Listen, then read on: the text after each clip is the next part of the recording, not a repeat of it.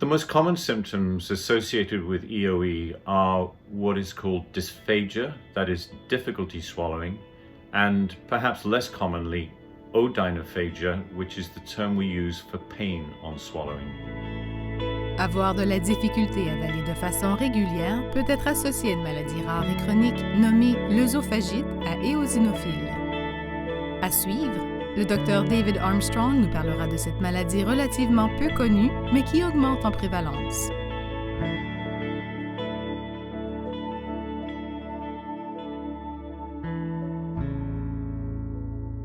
Eosinophilic esophagitis, or EOE, is a chronic inflammation of the esophagus with lots of inflammatory cells or white cells that are called eosinophils that are attracted into the lining of the esophagus where they cause some inflammation and swelling, which makes it difficult for the esophagus to do its normal job of moving food down from the back of the mouth when we swallow into the stomach.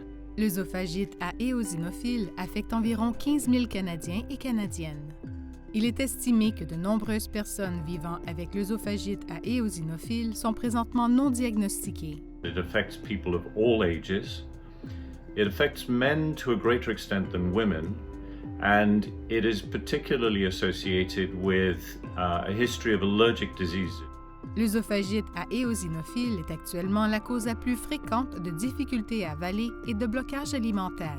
La douleur et l'inconfort causés par l'œsophagite à éosinophiles peuvent grandement affecter la qualité de vie.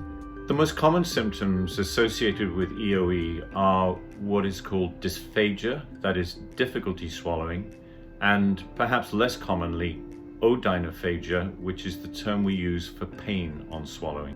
Puisque les symptômes sont souvent confondus à ceux du reflux gastro-œsophagien, RGO, une référence à un gastro-entérologue est requise afin de recevoir le bon diagnostic. Le diagnostic est posé suite à l'examen de tissu prélevé lors d'une endoscopie.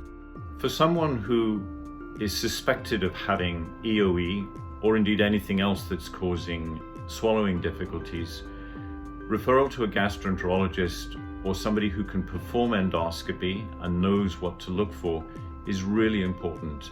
Non traité, l'œsophagite à éosinophiles est généralement associé à une persistance de l'inflammation et des symptômes et peut évoluer vers des dommages permanents comme le rétrécissement de l'œsophage.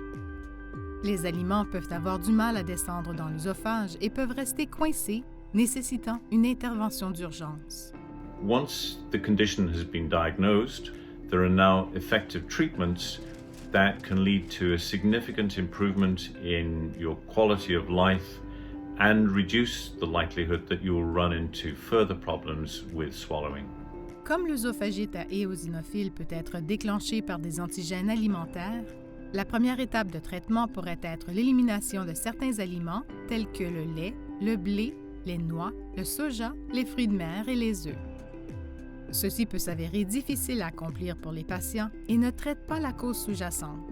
The main group of treatments for EOE are the steroids. So these swallowed inhalers have been shown to be effective, but they were not approved based on clinical studies.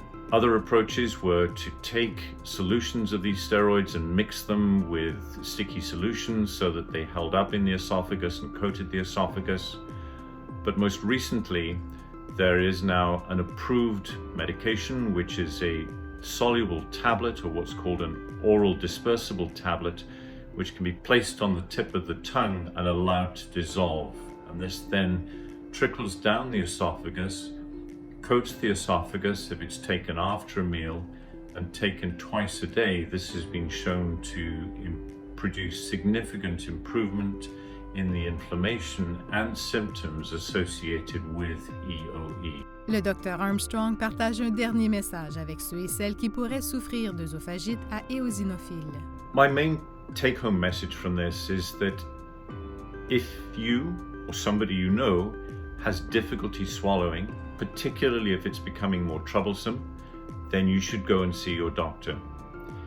It may be EOE, this condition that was first described 30 years ago and is becoming progressively more common, or it may be something else related, for example, to reflux disease.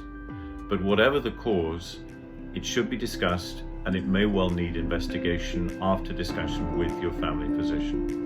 Si vous ou l'un de vos proches présentez des symptômes d'œsophagite à éosinophile tels que des difficultés à avaler ou un blocage alimentaire, parlez à votre médecin de famille de la référence à un gastro-entérologue. Pour en apprendre davantage, visitez ces sites web: Fondation canadienne de la santé digestive, FCSD, Société GI, Société canadienne de recherche intestinale, Allergie alimentaire Canada.